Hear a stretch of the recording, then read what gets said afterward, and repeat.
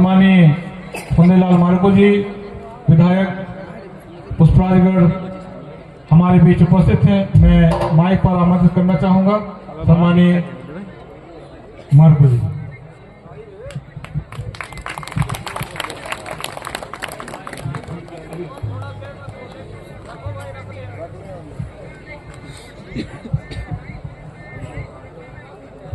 मेरे साथ एक जय घोष लगाएंगे। थोड़ा पेंता, थोड़ा पीछे तक भी लगा दे, उधर वो हाथ उठ नहीं रहा है। थोड़ा पेंता,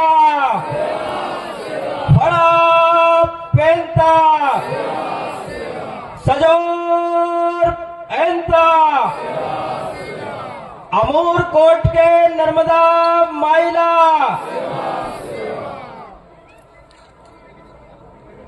गोंडमाना रत्न दादा हीरा सिंह मरकाम जी के जयंती अवसर पर हम आपके सबके प्रिय जिन्होंने दादा हीरा सिंह मरकाम के कारवा को आगे बढ़ाने के लिए सतत प्रयास रत हमारे आदरणीय बड़े भाई आदरणीय तुलेश्वर सिंह मरकाम जी, हमारे राष्ट्रीय अध्यक्ष जेजेपी आदरणीय भैया श्याम सिंह मरकाम जी को भी मैं सेवा जोहार करता हूं।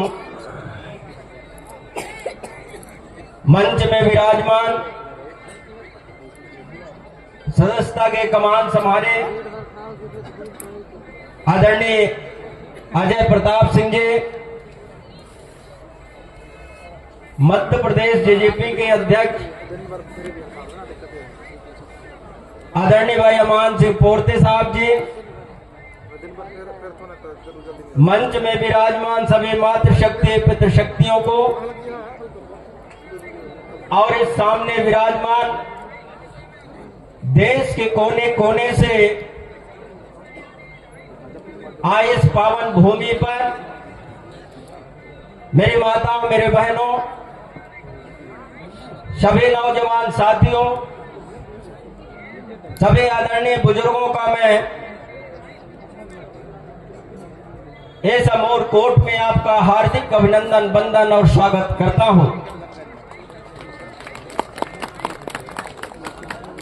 ये दादा सिंह हीरा सिंह मरकाम जी का ये त्याग और तपस्या का ये परिणाम कि आज कोने कोने से आकर के इस जयंती अवसर में इस देश में इस बदलाव करने का आप जो ताकत बनने का एक आपने एकता दिखाया है। निश्चित ही आने वाले समय में हमारे धर्म, हमारी संस्कृति, रीति और नीति जब भी कोई ऐसे विचारधारा उसको जो है लुप्त करने का प्रयास करे, समाज को दिशा से भटकाने का काम करे, ऐसे हर काल युग में महामानव का जन्म हुआ है। दादा हीरा सिंह मरकाम जी जिनके कृतित्व और व्यक्तित्व और संपूर्ण जीवन इस समाज को दिशा देने में, संगठित करने में और उनके हक और अधिकार को उन्हें एहसास कराने में संपूर्ण जीवन व्यतीत कर दिए।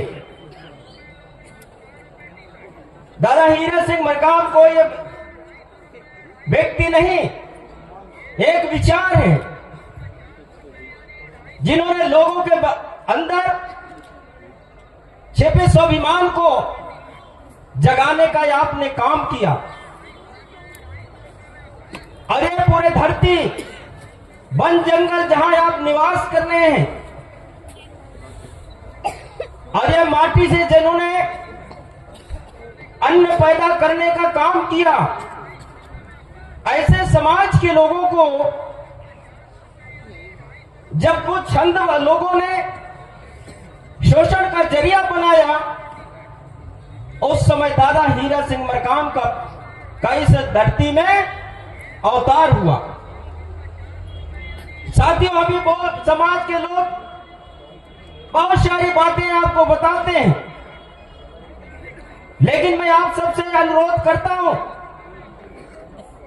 कि यह समय महत्वपूर्ण है और वर्तमान की जिस तरीके से दिशा और ऐसे विचारक, ऐसे लोग जो बहुत बड़ी जनसंख्या इस देश में है, उसको पद विचलित करने का प्रयास कर रहे हैं, उनको शोषण का जरिया बना के रखे हैं। ऐसे समय में जो हमारा समूचा समाज की जिम्मेदारी बनता है, ये माटी, ये धरती जिसको आपने संघर्ष किया और संघर्ष करके आज स्वतंत्र रूप में जहां विचरण आप कर रहे हैं, ऐसे समय में यदि पुनः उसी रास्ते पर ढकेलने का काम करते हैं, प्रयास करते हैं, तो हमें अच्छी तरह से इस बात को समझना चाहिए कि वो व्यक्ति जमीन से अन्न पैदा करने का काम किया, अपने स्वाभिमान को कभी बेचने का काम नहीं किया, कभी भीख मांगने का काम नहीं किया, वो समाज आज बैठा है। दादा हीरा सिंह मरकाम जी कहते थे कि जो समाज का हाथ नीचे रहेगा उसका कभी तरक्की नहीं होगा। आप देने वाले बनिए, और जो समाज देने वाला बनता है उसका विकास होता है, उसी का सम्मान भी होता है। साथियों, मैं आज इस मंच के माध्यम से आप सबको कहना चाहता हूं कि जो समाज अपने इतिहास को नहीं जानता, उस समाज को सम्मान भी नहीं मिलता है। हमारे महापुरुषों ने, हमारे समाज के लोगों ने कितने कुर्बानियां दिए जाने गई हैं इस देश और इस भूमि को पवित्र करने के लिए। आज वो समाज कहीं कोई पानी के लिए परेशान है, कहीं कोई रोड पुल पुलिया के लिए परेशान है, अपने समस्याओं से संघर्ष कर रहा है। जब हमारा यही धरती, हमारी ये जल जंगल हमारा है, तो हमारा अधिकार हमें क्यों नहीं मिलता, इस बारे में हमको सोचना पड़ेगा। मैं आप सब लोगों को कहना चाहता हूं कि दादा हीरा सिंह मरकाम जी वो विशाल थे जिन्होंने समाज में एक लव जला करके और चला गया। यदि आप हम यहां बोलते हैं, जो सम्मान हमें मिल रहा है, यह सम्मान भी दादा हीरा सिंह मरकाम के रास्ते पर चलने के बाद मिला है। इसलिए मैं आप सबसे कहना चाहता हूं कि जहां हम आप लोग लाखों लाख लोग प्रतिवर्ष दादा के जयंती में हम आप सब लोग इकट्ठा होते हैं, बहुत सारी बातें बताई जाती हैं। मैं आप सबसे विनती करता हूं कि समय बहुत परिवर्तनशील है, संघर्षशील है। ऐसे समय में आपको जो है जागने की जरूरत है, अपने अस्तित्व को समझने की जरूरत है कि हम वो समाज के लोग हैं जहां प्राण जाहि पर वचन ना जाई। शंकर साहब, रघुनाथ साहब जैसे महापुरुषों ने अपने जान को जो है न्यौछावर करके और इस देश की आजादी के लिए उन्होंने लड़ा है। चाहे बिरसा मुंडा जी हो, टाटा भेल जी हो, ऐसे लोग हमारे जंगलों में रह करके, और जब शिक्षा नहीं था, पढ़े लिखे नहीं थे, लेकिन मैं मानता हूं कि उनमें संगठन था। छोटे छोटे कबीलों में बट करके, छोटे छोटे कबीले के लोगों को, माताओं बहनों को इकट्ठा करके और अंग्रेजों जैसे लोगों को इस देश से निकालने का काम किया। तो जो लोग बच गए हैं उनको निकालने की जिम्मेदारी हमारे महापुरुषों ने हमको आपको सौंपा है। इसलिए मैं आप सबको आगाह करना चाहता हूं कि अमोरकूट की पावन धरा, जब यहां से आप माताएं और बहनें आप जो लौट के जाएंगी, ये चिंगारी घर तक भी जलनी चाहिए, क्षेत्र तक भी जलनी चाहिए। ऐसा मैं आपसे विनम्र और प्रार्थना करता हूं। क्योंकि मैं और ज्यादा न कहते हुए, समय समय में गौंडमाना सेवा ट्रस्ट मुझे जो निर्देश आदेश करते हैं, मैं तो मानता हूं कि हमारी विचारधारा अलग हो सकता है, लेकिन हम इस समाज के ऋणी हैं। जिस देश जाति में जन्म लिया बलिदान उसी पर हो जावे। मैं इसका मैं दूध पिया हूं और उस महापुरुष का दूध पीने के कारण मेरा नैतिक दायित्व है कि समाज का सेवा मैं करता रहूं। इसलिए साथियों, आदरणीय बड़े भैया श्याम जी मरकाम जी ने मुझे कुछ काम दिए हैं कि यह जो मंच बना है, इसको आने वाले समय में अगले बार जब हम दादाजी का जयंती हम मनाएंगे तो इसमें छत डालने का मुझे जिम्मेदारी दिया है, और अगले बार टेंट लगाने की जरूरत इस मंच में आपको नहीं होगा। दूसरा, हम ये भी कहते हैं दादाजी का यहाँ स्टैचू भी बनना चाहिए, और स्टैचू बनाने का काम मैं स्वयं इसको लेता हूँ।